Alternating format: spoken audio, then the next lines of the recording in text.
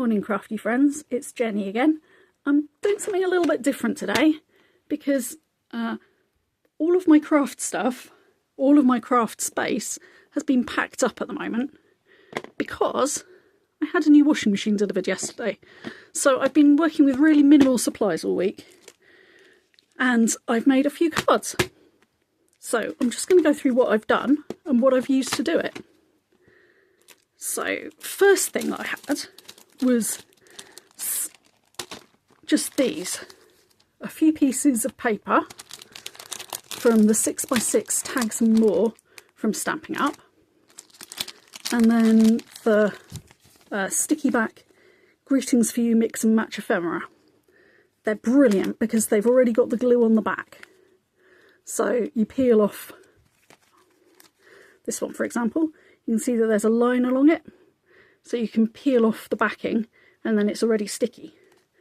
One of the things that I've been using, just to give a little bit of height, was, you can see that the edges have been nibbled a little bit on these two. And I've been using some of this sticky back to add a bit of dimension to some of my cards, to stick some pieces up. And I rescued my paper trimmer. My 15-year-old has been using it for doing her art GCSE coursework.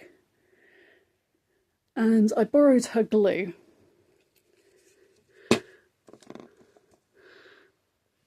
Whilst I was up in her room, retrieving my paper trimmer. I also borrowed her glue. And I've made some cards. As you can see, they still need trimming off at the edge. That's because I don't like trimming just the edge of a bit of paper off with the paper trimmer, and I couldn't be bothered to measure it properly because I'm kneeling on the floor. You see my knees there, kneeling on the floor to do my craft. So you can do craft in a really, really tiny space if you need to, and in fact, this paper pack has been one of its advertised selling points, I guess, is that you can use it in a tiny space to make your Christmas cards. So you can, they say, on a desk or even on the floor. Well, challenge accepted.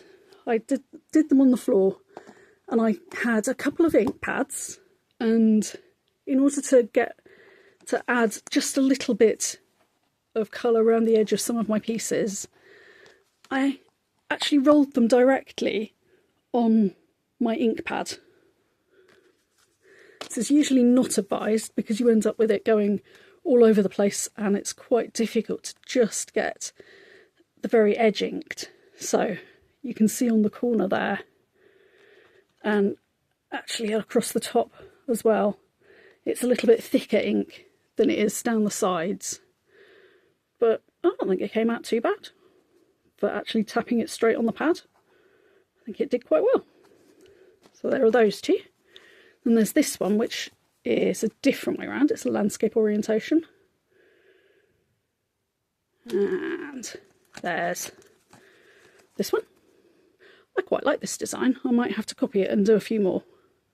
But yeah, I really like that design. And this one again is landscape. And as you can see, I need to just cut the top of that little bauble off at the top. Because this bauble didn't have anything to attach string. And I thought, well, I might as well just cut it off at the top. And make it look as though they're dangling just onto the page.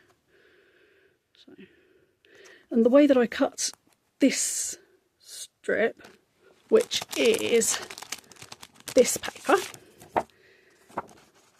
with the interesting tartan on the back, the way that I cut it, with the white background of the card, it almost looks as though it's lace at a glance, because I cut it right in the middle. And there again. Oh, to do the ends like this on an ink pad, it's quite fun actually. Give me half a moment and I'll just show you. Okay, here we are again. I've just popped out this piece that says "From Our House to Yours." Let's get it the right way up. Okay. And to get into the corners of this, I just tapped along the side of my ink pad, like so. Can you see the difference between the half of it that I've done and the half that I haven't? And then you have to be really quite careful how you do it, because it's very easy to get too much ink on it. There. So I just tap it slightly, tap it very lightly, and see how it looks, and then tap it again if it needs a bit more, or if it doesn't, just leave it. That needs a little bit more. Can you see? Yep. Needs a little bit more on that side. There. That looks even. There we go. So I've just got the top and the bottom to do on this one now. So just tap it again very, very lightly. And that's the other issue with doing it straight onto an ink pad, is that you end up with ink on your fingers. So there we go. That one's inked all over, and I'm just going to pop it on the end there to dry. And I'm going to move the ink pad right out of the way so it doesn't end up on my paper. Ooh, turning myself around slightly.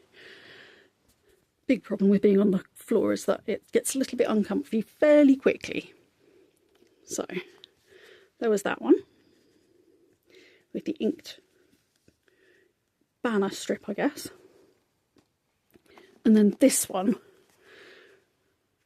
I felt like putting a big piece of the tartan on this one, because it's a really joyful colour of tartan.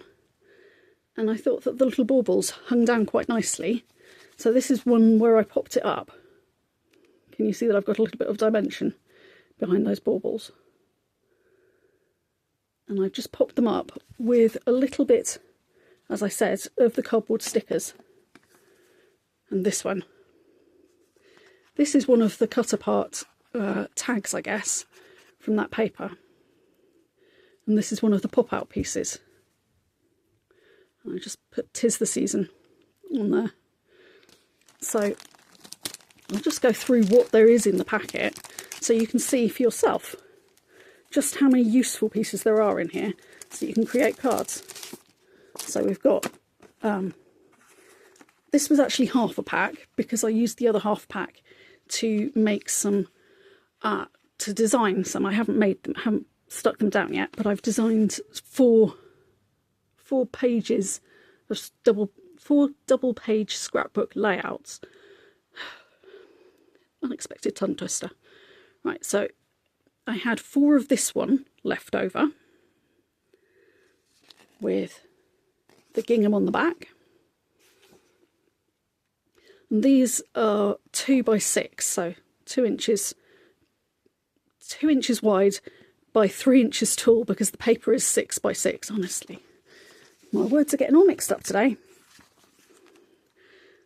So they would make, just on their own, they'd make brilliant tags for Christmas presents. Or they make a great feature for the front of a card. Or, I don't know whether you recognised, on this one, I've actually used 2 of them.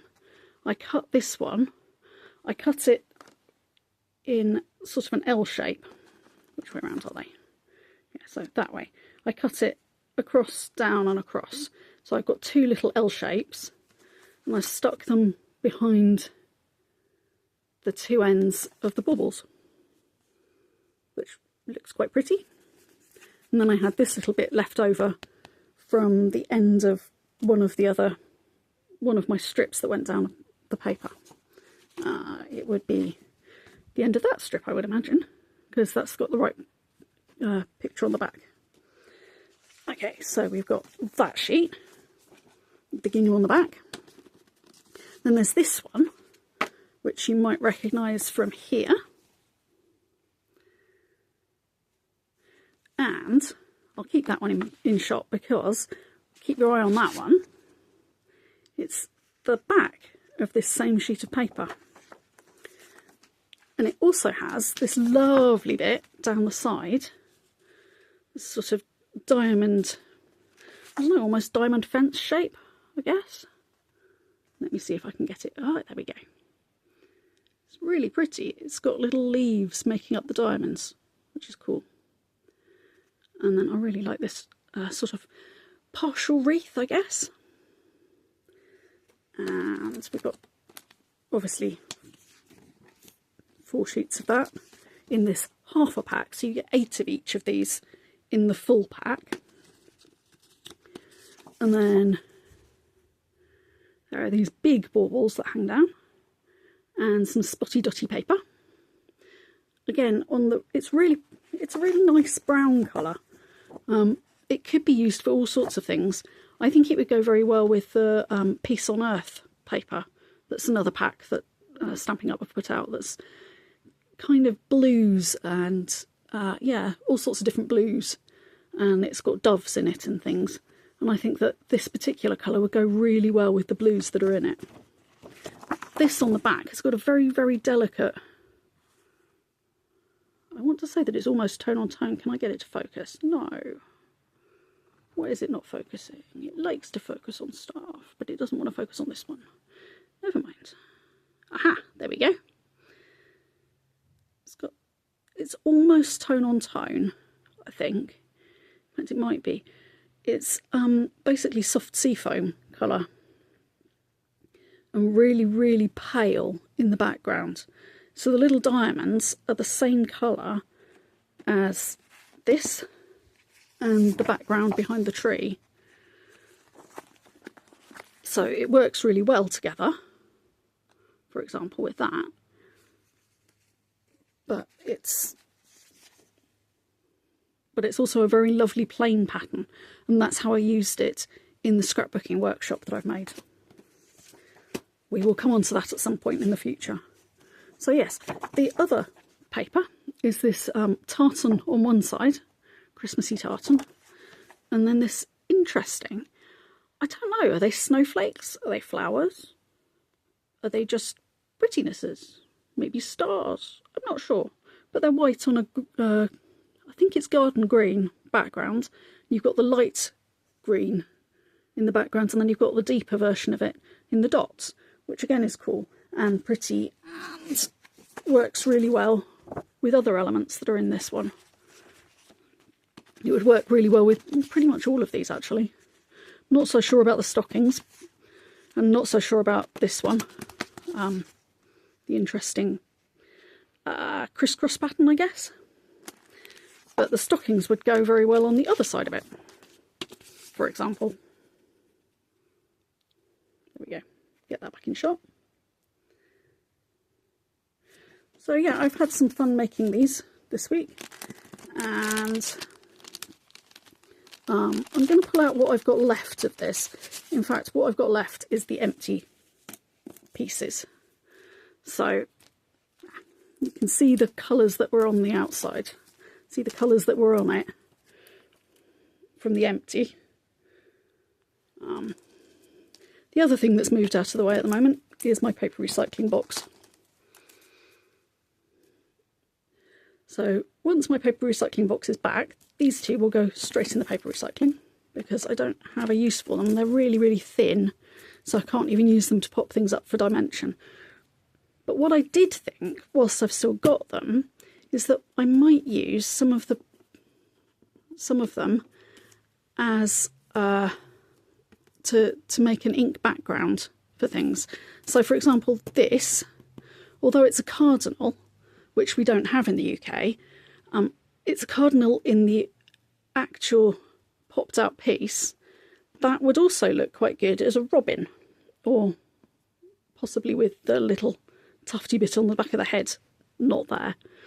But I can use this as my basic pattern to make my robin,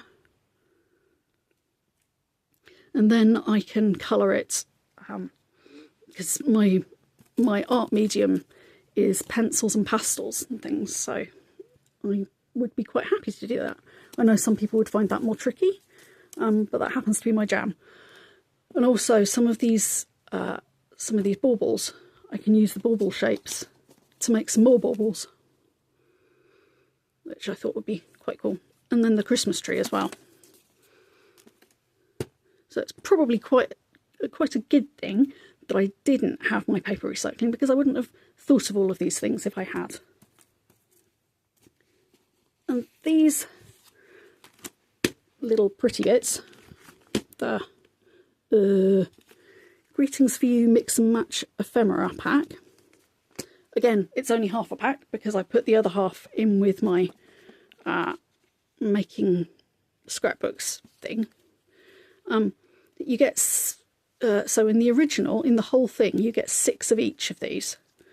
So there's Joy in a little circle, Merry and Bright in a circle, Merry Christmas, 'Tis the Season, more than one way, Happy Christmas, another Happy Christmas, more Joy, more 'Tis the Season, and they're all gold. And yeah, I can make it catch the light here from the window. Very cool. And then more Merry and Bright, From Our House to Yours. That's not something that I typically use on cards, but actually I might end up using a few of them. And I can see myself using that particular one on scrapbook layouts more, which is interesting. I hadn't even looked at it, because when I've come across that particular greeting before, I've not really had a reason to use it. Some more Seasons Greetings, again in lovely pretty gold. I like gold. I like shiny. Shiny and gold are pretty. So yeah, anyway, so that was my that's my crafting that I've been doing this week. And the other thing that I've been doing mostly with my making this week is a mess of my crafting space. So that will be my thing to undo over the next few days, and then hopefully there'll be a proper video out next week. So just so you can have a little look at some of these again, I'm just going to pull them out, and I think that's it. There were 7 of them. 1, 2, 3, 4, 5, 6. There's another one somewhere. Oh well. Anyway, thanks for watching, and I'll see you again soon. Bye!